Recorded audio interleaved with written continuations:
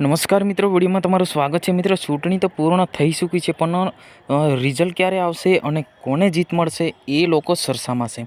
તો આવો મિત્રો આપણે જાણી લઈએ કે ભરૂચ લોકસભા તેમજ છોટાઉદેપુર લોકસભા બંનેમાંથી જો કોની જીત થશે એના મુદ્દા પર આપણે વાત કરીએ મિત્રો। કેમ કે હાલ જો ચૂંટણી તો પૂર્ણ થઈ ચૂકી છે અને ગણતરીના થોડાક જ દિવસમાં પણ આપણને રિઝલ્ટ મળવાનું છે, પરંતુ મિત્રો તમે રિઝલ્ટની રાહ જોઈ રહ્યા હશો। અમુક લોકોને તો ખબર જ હતી કે આ જીતશે ઓલા જીતશે ભાઈ, એવું બધું કહી રહ્યા છે, પરંતુ એવું નથી ભાઈ। જ્યારે ગણતરી થશે પછી આપણને ખબર પડશે કે કોણ જીતી શકે છે। તો મિત્રો આવો આપણે મતદાન પર જઈએ કે ભરૂચ લોકસભા પર આપણે જાણી લઈએ કુલ ટોટલ કેટલા મતદાન મળ્યા છે, એની અંદર ડિવાઇસ કેટલા થઈ શકે છે।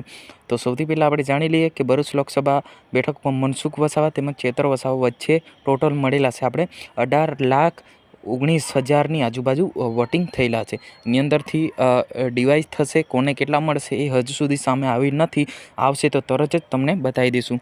અને આમ જોવા જઈએ તો છોટાઉદેપુર લોકસભા પર જઈએ તો એના પર છે આપણે 17,19,000 આજુબાજુ આપણને મળેલા છે। તો આ બંને નેતામાંથી એ ડિવાઇસ થશે કે કોને કેટલા જશે।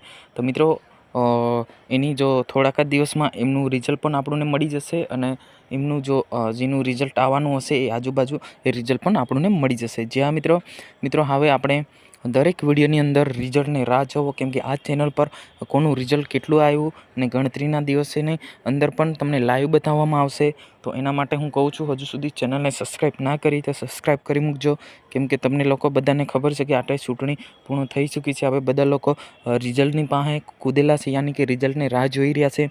મિત્રો, ગણતરીના દિવસ જ રિઝલ્ટ આપણને મળવાની શક્યતા છે, કેમ કે હાલ જો ચૂંટણી પૂર્ણ થઈ છે અને થોડાક જ દિવસોમાં આપણને મળી જશે અને એ દિવસે પણ આપણે ઘણા બધા વિડીયોના માધ્યમથી આપણે જાણીશું। તો મિત્રો આ હતા આજના સમાચાર, મળીશું નેક્સ્ટ વિડીયોની અંદર। જય હિન્દ, જય ભારત।